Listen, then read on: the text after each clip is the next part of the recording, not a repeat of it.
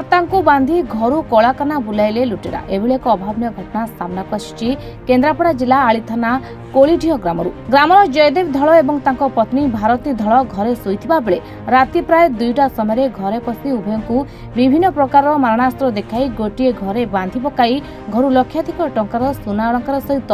नगद टंका लुटि नहीं लुटेरा। एने परिवार पक्षरु आली थाना अभियोग होइछि। ना भारत धल घर कोल्ढिया काली आम 2टा बेले शोइथुनु आउ कबाटा खड़खड़ शुगिला आम जाकि देखला बेलू छात पर खोलिकी 2टा-4टा लोक घर को पशि आसिले। घर को पशि आसिकी आमको धमकैले चाबी दिया। आम कहनी आम चाबी आम ना कहू से जा गड़ खोली 200 वर्ष सुना रुपा नहीं घर आमको बांधिकी हाथ गोटे गोटे घर पकई देकी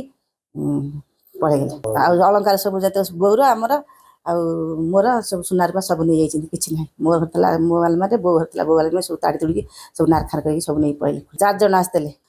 भुजाली तरुआले फारसा छुरी देखले जी पार्टी कर तुमको जीवन मारदम चोरी चारी करके गोटाए घरे बांधि पकड़े बांधि पकड़ पलैले आम गाँ लोक आसिक खोलिले सका न्याय आमको न्याय दिंतु आम धरा पड़ी चोरी चोर धरा पड़ू आमको न्याय पातु जिनस कमी मिले आम स्वामीनारायण महांती आम गाँ ठू दूर आम से पड़ी जन जगत दल गाँ बाहर घर कर रोच निकट पुओ बाहर होता गत वर्ष पुओ बाहर पुओ बो बाहर से बुढ़ा बुढ़ी घर दिजन थे आम सका घर पाइल घर चोरी आसी पचार कौन ना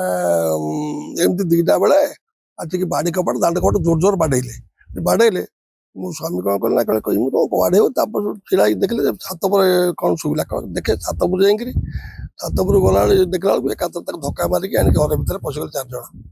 जड़े मुखा बांधला आ 3 जन कला पटिक बाड़ा बाड़ी कर सान पुक जोर बाड़े घरे पशि जहाँ से बोहूर गणा गांठी जहाँ तार आनी सब बापा घर सब नगद बोधे कौन 10-15 हजार टका कहते जहाँ नहीं जाती सान बो कानूर कान फुल छाटिक नहीं जाती ये घर निज गडरेज से ताड़ी निजर जो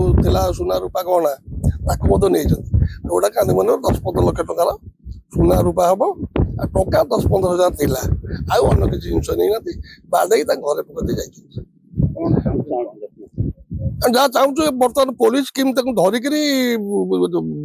अपराधी की शास्ति देकी न्याय दि जाए। Kumar Sahu report reporters today.